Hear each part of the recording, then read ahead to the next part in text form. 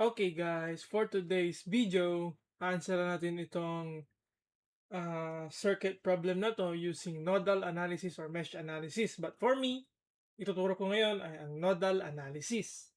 So tara, let's start. So una natin gagawin guys, wait lang, palitan natin yung ballpen natin ng red. Okay. So una natin gagawin guys, i-determine natin saan dito yung mga nodes, okay? Kasi nga nodal analysis, node analysis.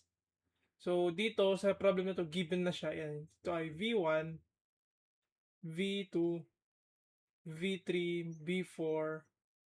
I'll let you go before I'll let you go. V5, V6, V7, at V8.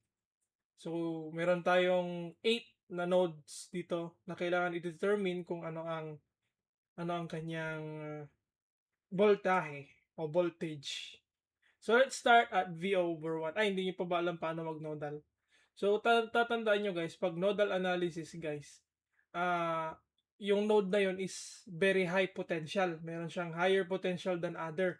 So, mag-a-assume tayo na ang V1, example ito, ang V1 natin, ay higher potential siya. Tatandaan nyo, yung kuryente is flowing from higher potential to lower potential. Parang tubig guys. Pag andito yung tubig, may butas dito.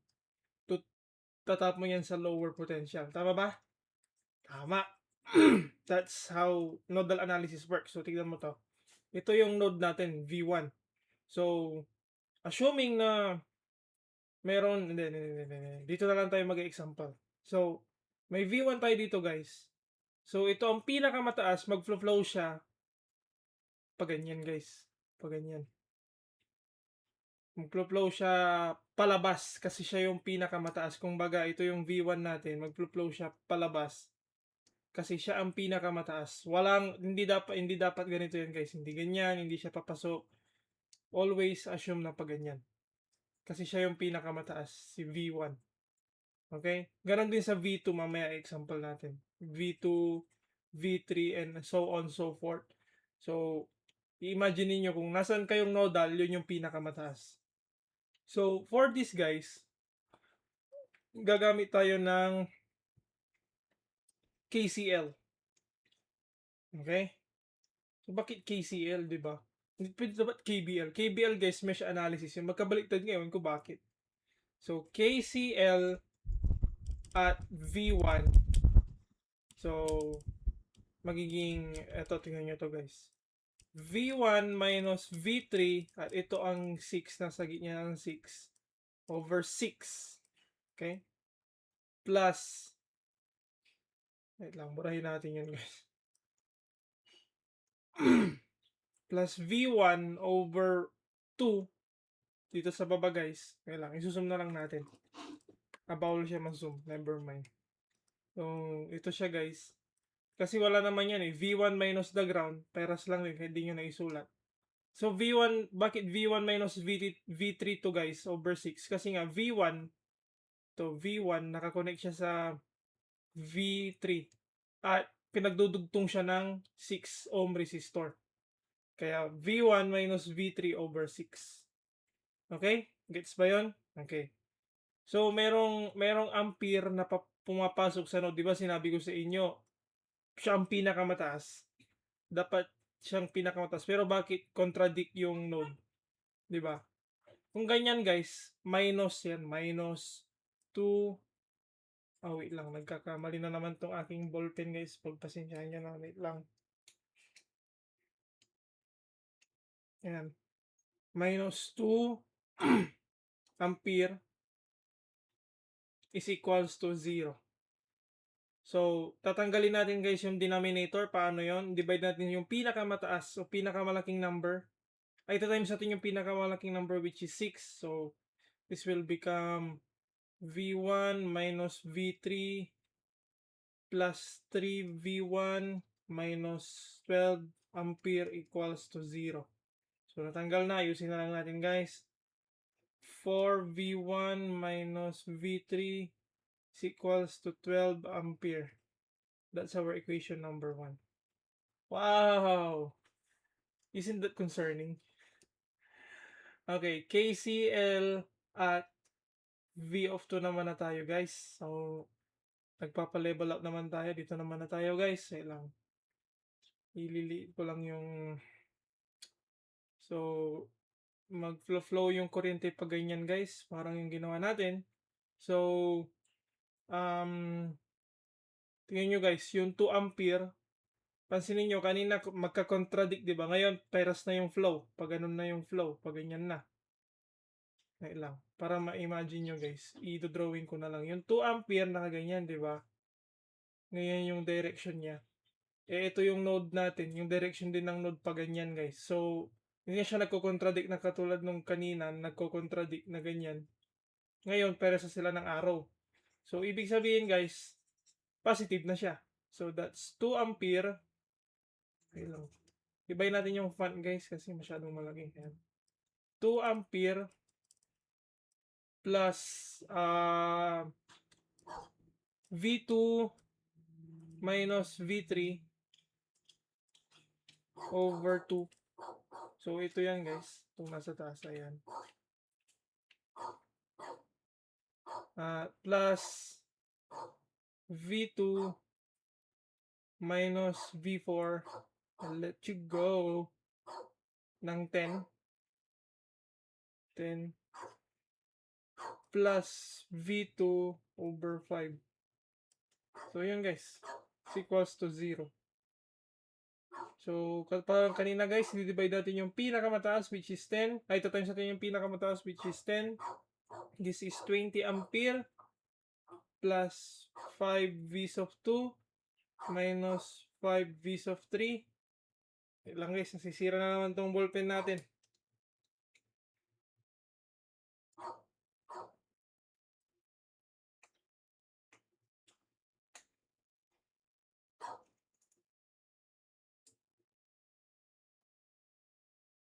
Ayan, 5 V's of 3 plus V's of 2 minus V's of 4 plus 2 V's of 2 is equals to 0. At i-ano natin guys, 8 V's of 2 minus 5 V's of 3 minus V of 4 is equals to negative 20 ampere kasi nilipat natin siya sa kabila. That's our equation number 2. Wow, amazing, di ba? Ang dali lang ang nodal, di ba guys? Ngayon, dito na tayo sa ating KCL V's of 3. So, dito naman yan guys, pag ganyan. Yung direction dito, dito, dito, at dito. So, tara. Gawin na natin. So, parang kanina lang guys, V's of 3 minus V's of 1 over 6. Siyempre. Plus V's of 3 minus V's of 2 over 2. Plus V's of 3 minus V's of 4 over 5. Minus 1 ampere. Tatanggalin natin ang ating denominator. 6 ang pinakamataas. Yan ang i-divide natin guys. So magiging V's of 3 minus V's of 1 plus 3 V's of 3 minus 3 V's of 2 plus 6 over 5 V's of 3 minus 6 over 5 V's of 4 minus 6 ampere is equals to 0. Tatanggalin natin ulit yung ating denominator which is 5.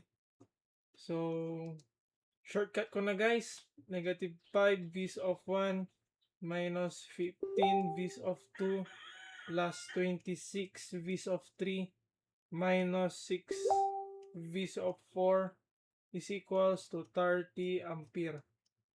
That's our equation number 3. So, paano nakuha dito guys yung V's of 3 minus V's of 2? So, tingnan natin ulit. V's of 3, ito yung V's of 3 natin. But V's of... wait lang. Ba't biglang naging ganun? V's of 3, at ito ang ating V's of pag ganyan siya guys, meron pa rin silang connection. So, ang kanyang humaharang dito ay ang 2 ampere ay 2 ohms kaya ito siya guys. Okay, gets ba 'yon? Feeling ko gets naman na. So, ayan. Equation number 3 at punta na tayo ng equation number 4 natin. KCL at V's of 4. Okay, V's of 4. At ang ating V's of 4, madali lang ito guys. Yan o, ganyan lang. Kaya anong unahin nyo dyan guys, pero ito yung inuna ko para sa akin. So that's V's of 4 minus V's of 2 over 10 plus V's of 4 minus V's of 3 over 5 plus V's of 4 over 5. So, times natin siya sa pinakamalaking number. That's negative V's of 2 minus 2 V's of 3 plus 5 V's of 4 is equals to 0. That's our equation number 4. So, yun guys. So, check natin sandali. V's of 4 minus V's of 2 over 10. So, tama. V's of 4 minus V's of 3, 5. Okay? V's of 4. So, tama siya guys. Yan na yun. Sa kabila naman tayo guys. Ito tayo sa kabilang parte. Ayan. Yan tayo sa kabilang parte. So, dito na tayo guys. Unahin natin ang V of 5. Okay. So, dito tayo. KCL V's of 5. So, that's ulitin natin. That's V's of 5 minus V's of 7. V's of 5 minus V of 7. Dito yun guys. V's of 5 minus V of 7. At ang gitna niya ay 4. So, ganun lang yun guys. Lang. Nasira yung ballpen na naman. So, 4. So on so forth na lang din yan. V's of 5 minus 1. Tama ba ako? So, V's of 5 minus 1. Kasi ground na to, so that's 0 volts. So, redundant na rin ibigay yung 0 volts, di ba? Ganito yan guys, parang yung kanina. Ganyan, minus 0. Hindi na kailangan yan ilagay. Ganyan na yan guys. So, plus 2 ampere. So, tanggalin natin ang denominator. That's 5 V sub 5 minus V7 is equals to negative 8 ampere. That's our equation number 5. So, our equation number 6 naman guys, ganun lang din, repeat. KCL at V's of 6. So, pumasok ang 2 ampere dito guys. So, that's negative kasi nagko-contradict. Kumbaga, andito yung arrow. Tapos ito yung V of 6 natin. Ito yung 2 ampere natin. That's negative 2. So, yun. Tandaan lang natin yung values and then we can solve it. So, that's negative 2 ampere plus V6 minus V over 7 over 2 plus V6 over V8 over 4 plus V6 over 4 is equals to 0. So that's 4V6 minus 2V over 7 minus V over 8 equals to 8 ampere. So that's our equation number 6. So anong pinag-times natin dito? 4 yung pinag-times natin. So, yan na yan guys. 4V of 6 minus 2V of 7 minus V of 8 is equals to 8 ampere. Nilipat kasi natin kaya naging positive siya guys. So, susunod naman natin guys ay V of 7. So, V of 7 natin, apat yan. Meron dito, meron dito, meron dito, meron dito. So, nagko-contradict yung 6 ampere kasi papunta dito yung voltahe, tas yung 6 ampere naman pag ganon. So, negative 6 yan, matik. And then, ayan. Let's solve, guys. KCL at V sub 7. So that's V sub 7 minus V sub 5 over 4. Kasi yun. Plus V sub 7 minus V sub 6 over 2. Plus V sub 7 minus V sub 8 over 10. At katulad ng sinabi ko kanina, nagko-contradict. So negative 6 ampere. Tatanggalin natin ang denominator, which is pinakamalaki ay 10. So this will become 10 over 4 V sub 7 minus 10 over 4 V sub 5 plus 5 V sub 7 minus 5 V sub 6 plus V sub 7 minus V sub 8 minus 60 ampere is equals to 0. So, tatanggalin natin ulit yung denominator na 4 dahil meron tayo. This will become negative 10 V sub 5 minus 20 V sub 6 plus 34 V sub 7 minus 4 V sub 8 is equals to, lilipat natin sa kabila yung 60 times 4, that's 240. Negative 240 lilipat sa kabila, so that's magiging positive 240. That's equation number 7. Okay. So last equation natin, guys, para makuha yung overall. Equation number 8. So check muna natin yung KCL at V sub 7 natin. V sub 7 minus V of 5 ng 4. Tama. V sub 7 minus V of 6 ng 2. V sub 7 minus V sub... Wait lang. Oo nga pala. So, tama guys. V sub 7 minus V sub 6 ng 2. At V sub 7 minus V sub 8 ng 10. At negative 6 ampere. So, tama siya guys. Tama. Okay, so 6, 12, 18, 24, 140. Okay, tama siya guys. So, KCL naman na tayo at V sub 8. So, ganun lang din yan guys. Assuming na siya ang pinakamataas. So, ganyan. Outline lang natin. So, KCL at V of 8. So, ito yung V of 8 natin. May resistor dyan. May resistor dito at may resistor dito. So, assuming natin na siya ang pinakamataas. So, ganyan yan guys. So, yung V of 8 at ito ang V of ano yan? V of 8. Ano yung dito natin? V of 6. V of 6, V of 7 at ang ground, V of 0. So, ganyan yung ating ano guys, V of 8. So, V of 8 natin na, ay wait lang guys. Ayan na naman, nasira na naman yung ballpen ko guys. Teka lang.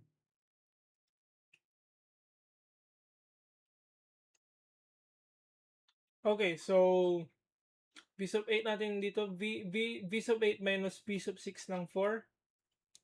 So, V sub 8 minus V of 6 ng 4 plus V of 8 minus V of 7 ng 10. Tama ba? V ng 10, tama. At plus V of 8 minus 0 V over 1, kahit wala na yan. So, over 1 na lang. V of 8 over 1. That is equals to 0. Tanggalin natin yung 10. Yung pinakamataas is 10. So, that's 10 over 4. V of 8 minus 10 over 4. V of 6 plus V of 8 minus V of 7 plus 10 V of 8 is equals to 0. Tama ba? Check natin sandali. 10 V of 8 is 10 V of 6 plus V of 8 minus V of 7 plus 10 V of 8 is equals to 0. So, tama siya guys. So, tatanggalin naman na natin ngayon yung 4. So, 4 times natin yung 4. This will become negative 10 v sub 6 minus 4 v sub 7 plus 54 v sub 8 is equals to 0. That's our equation number 8. Okay, so check lang natin. Negative 10 b sub 6 minus 4 b sub 7 plus 54 b sub 8. So tama siya guys. So ngayon guys, na nakuha na natin lahat, ipagsasama-sama na natin yan. But today, tuturo ko sa inyo kung paano ang matrix mode. Okay? So dito muna tayo sa pangalawang circuit. Mamaya muna tayo mag-focus sa kabila dito. So mauna tayo dito, v sub 1 hanggang v sub 4. Okay? V sub 1 hanggang V sub 4. Susulat natin siya dito guys. Para hindi nakakalito. Okay. So, 4 V sub 1 minus V sub 3 equals to 12 ampere. That's our equation 1. 8 V sub 2 minus 5 V sub 3 minus V sub 4 is equals to negative 20 ampere. That's equation 2. At negative 5 V sub 1 minus 15 V sub 2 plus 26 V sub 3 minus 6 V sub 4 is equals to 30 ampere. That's our equation number 3.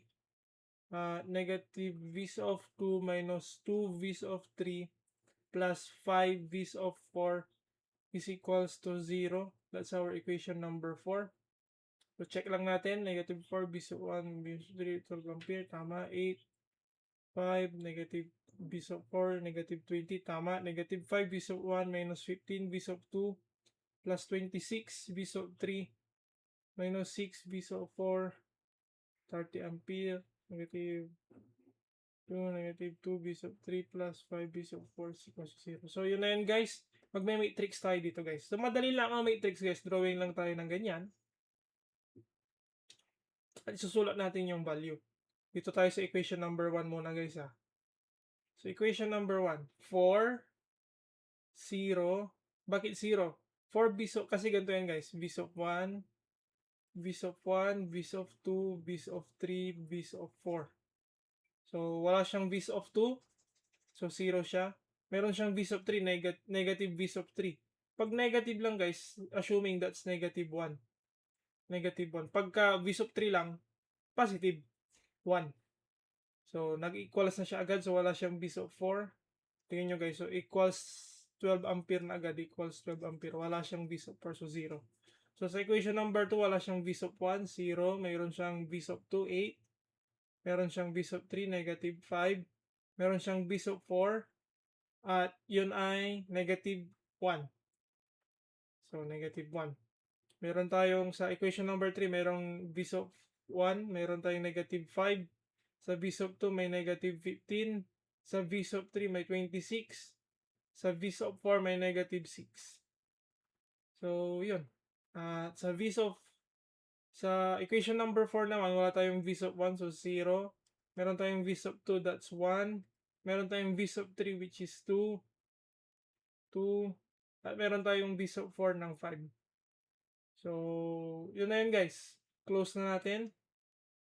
Another, para hindi tayo malito. This is V sub 1, V sub 2, V sub 3, V sub 4. Yan yung mga equation natin guys. Yan, parang equation number 1, V sub 1. Equation number 1, that's V sub 1. V sub 2. V sub 3. And then V sub 4. Pero lang guys, equals. Dito guys, yung equals. Dito mapupunta yung equals na andito.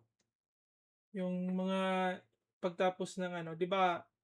Parang sa equation number 1, 4 V sub 1 minus V sub 3 is equals to 12 ampere. Diyan mapupunta yan guys.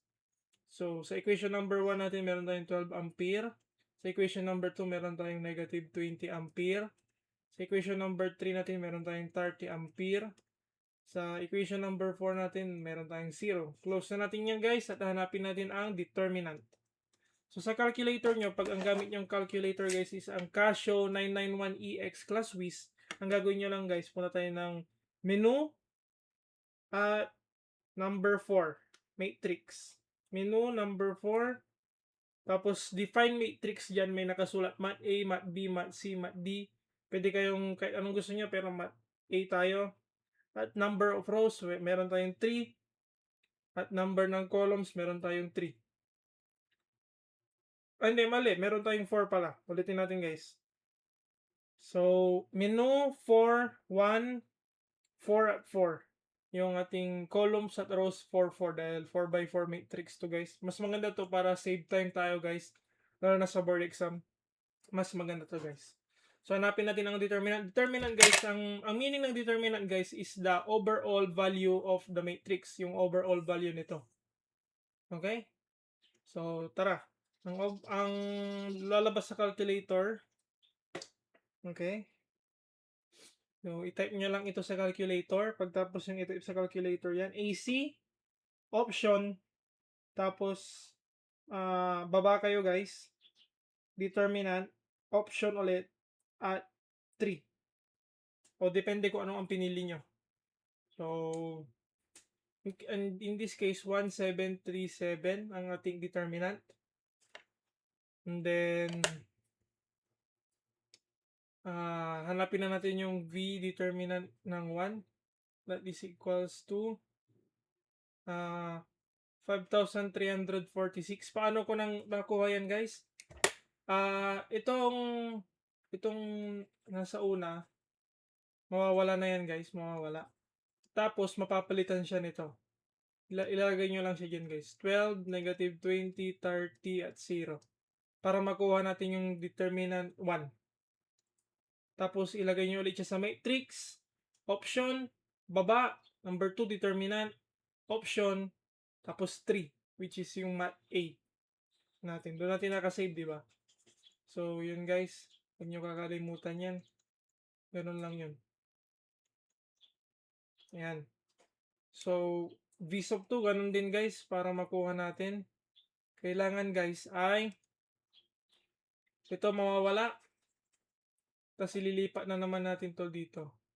Yung 12, negative 20, 30, at 0. Tapos, AC, option, baba, 2, determinant. Tapos, option ulit, at mat A. O kung saan nyo sinave. Kung mat A, mat B, kayo na bahala dun, guys. Para makuha yan. Okay, so, alam nyo na yun, guys. Kung di nyo pa alam, sabihin nyo sa comment, i-explain ko, elaborate ko na mas maganda. So, this is negative 4,080. At vis of 3 naman tayo. Vis of 3, this is 540. At ang ating vis of 4 naman natin ay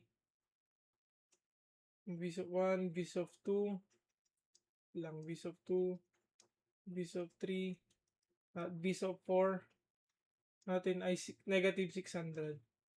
So, para makuha natin ang voltahe nito, guys, ang formula dito is determinant 1 over determinant, determinant 2 over determinant, determinant 3 over determinant, at determinant 4 over determinant.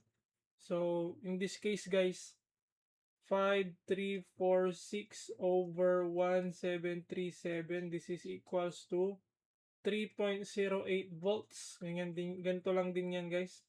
This is equals to negative 2.35 volts. This is equals to 0.31 volts. This is equals to negative 0.35 volts. So, yun. Paano natin yan? Ngayon, guys, hahanapin naman natin yung sa kabilang circuit na tayo. Tapos na natin. Ito. Dito naman na tayo, guys. Magpo-focus tayo dyan. Okay. So, isusulat natin dyan. Susulat natin yung bagong natin, guys. Okay. So, our equation number 5, that's 5 V sub 5 minus V sub 7 is equals to negative 8 ampere. That's our equation number 5. 4 V sub 6 minus 2 V sub 7 minus V sub 8 ng 8 ampere. That's our equation number 6. Negative 10 V sub 5 minus 20 V sub 6 plus 34 V sub 7 minus 4 b's of 8 ng 240. That's equation number 7. Okay? So, tama ba? Negative 10 b's of 5 minus 20 b's of 6 plus 34 b's of 7 minus 4 b's of 8 is equals to 240. So, tapos na yan. Next naman na tayo guys is negative 10 b's of 6 minus 4 b's of 7 plus 54 b's of 8 is equals to 0. That's our equation number 8. So, tama ba? Check natin ulit. 5 b's of 5 minus b of 7 ng negative 8. 4 b's of 6 negative 2 b's of 7 minus b's of 8 at 8. And negative 10 b's of 5 minus 20, 34, negative 4, at 240, tama. Negative 10, negative 4, 54 is equals to 0 at negative 8. So, matrix na natin siya guys. Parang kanina, yung ginawa natin. This is b's of 5, b's of 6, b's of 7, b's of 8. And yan. So, may b's of 5 tayo. 5, 0, negative 1, 0. Yan yung equation number 1 natin. Equation number 2 naman natin. 0, 4, negative 2, negative 1. So, yun na yun. Tama ba? 0, 4, negative 2, at negative 1. So, tama. Negative 10,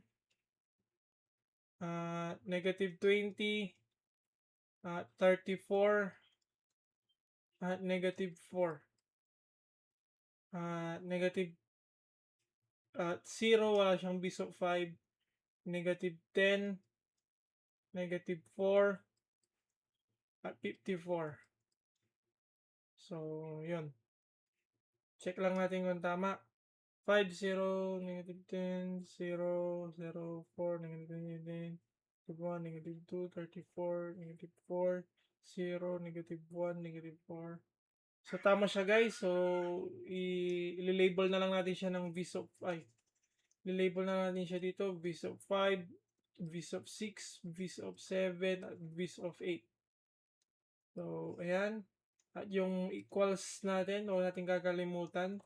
Meron tayong negative 8 ampere sa equation number 5. Equation number 6, meron tayong 8 ampere. At sa equation number 4, meron tayong 240. Sa equation number 7, meron tayong 240. At equation number 8, meron tayong 0. So, katulad ng kanina guys, huwag natin kakalimutan. Determinant. Kung paano kunin. Yan yung overall value nito guys. Wala muna tayong sisingit, hindi mo natin ito isisingit itong equals guys. So, magpo-focus tayo dito sa overall value nito. Okay. So, as we put in our calculator, ang ating overall determinant ay 21,040. So, ating determinant 5, that is equals to 21,440. Determinant 6 ay 193,920. Determinant 7, 275,520. Determinant 8 ay 56,320. So, parang kanina guys, huwag niyong kakalimutan, determinant 5 over determinant 6 over determinant 7 over determinant, at determinant 8 over determinant. So, yun guys.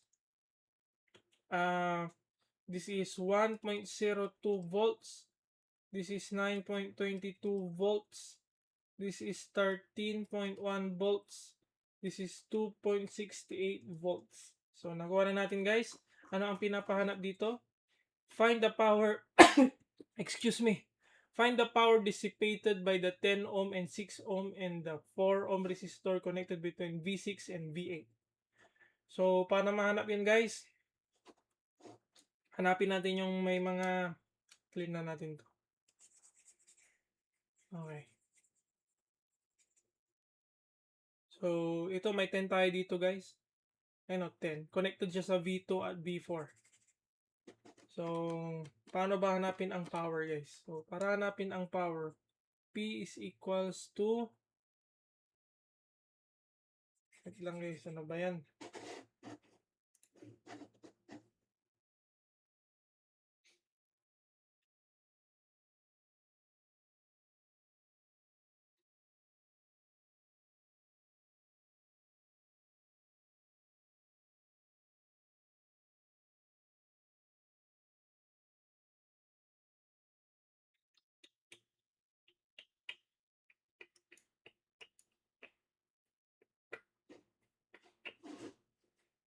Okay, para hanapin yung power guys is P is equals to V1 minus V2 squared over the resistance. So, in this case guys, ang ating hinahanap ay yung 10. So, ano yung 10 natin guys? Is here. Corrected V2 at minus V4. So, ano ang V2 at natin? V2. So, V2, negative 2.35. So, negative 2.35. Tama ba? Negative 2.35 minus, ano ang V2? Hindi, V1 pala. Ay, tama, V2. Ano ba yun guys? V2, okay, V2 at V4. So, ano ang V4 natin? Minus 600. So, that's 600 squared over 10. This is equals to P, ito yung power natin ng V2 at V3. Ay, V4. Okay, so, calculate lang natin yan guys.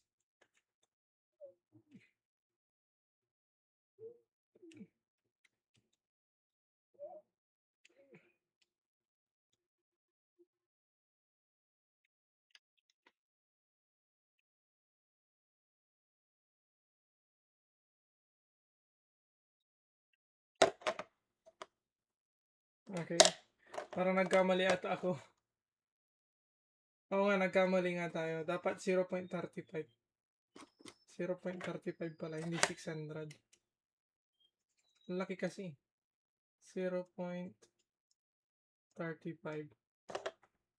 So, ulitin natin.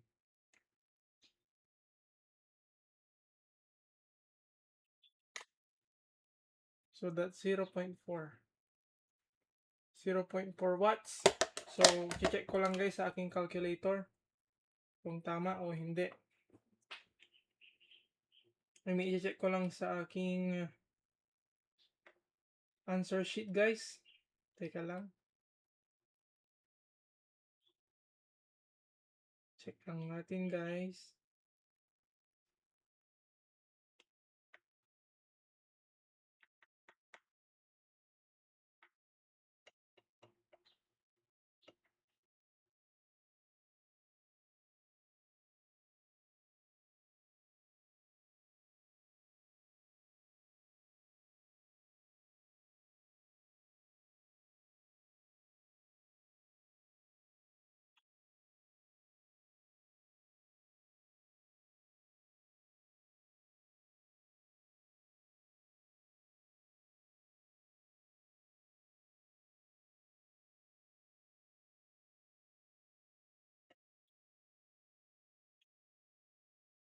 Okay. So, tama. 0.40 watts. That's tama guys. So, next naman natin guys ay V is equals to ano ang susunod natin dito? Yung divided by 10. So, 10.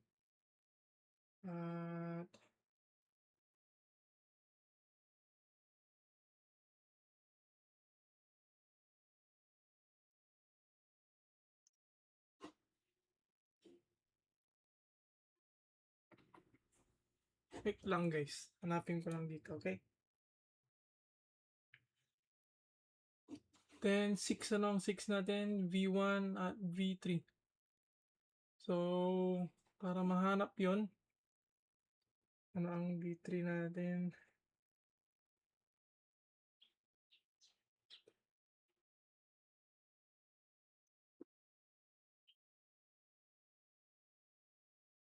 Okay. So, 6 yung susunod natin, guys. So, P is equals to V1. Ano yung V1 natin? That's 3.08. 3.08 minus V, anong V yun, guys?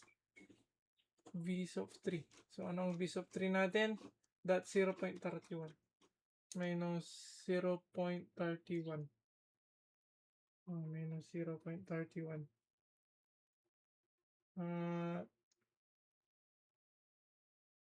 Over 6. So, that is equals to 6. Dali lang guys. Kinakalculate natin. 3.08 minus 0.31. That's 1.28. 1.28 watts. Okay. Sunod naman natin, P. This is 1 and 3. Next naman natin, 7, 8. So, this is equals to 10. 10 na naman kasi dalawa yung 10 natin, guys. Ano, dito siya, guys. 10 at 10. So, pinapaligiran siya ng 7 at 8. So, titingnan natin yung 7. Ano ang 7 natin, guys? That's 13.1. So, that's 13.1 minus at 8 natin ng 2.68 minus 2.68 squared over 10. This is equals to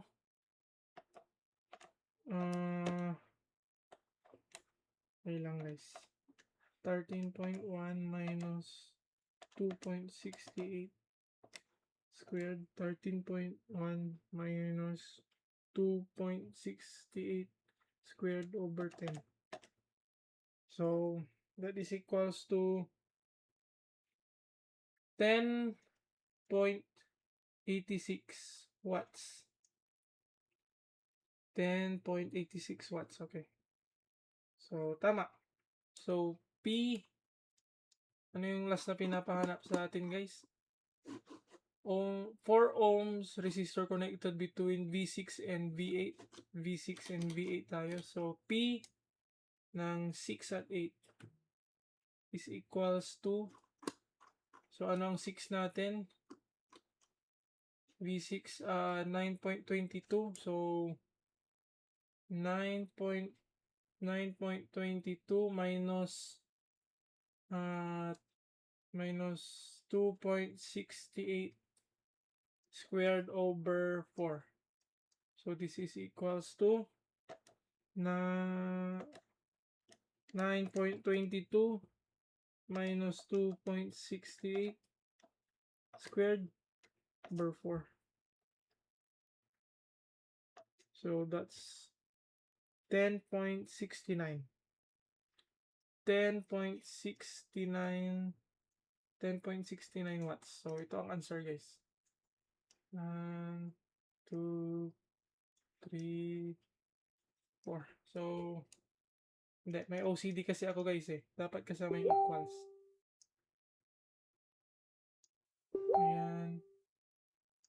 Ayan.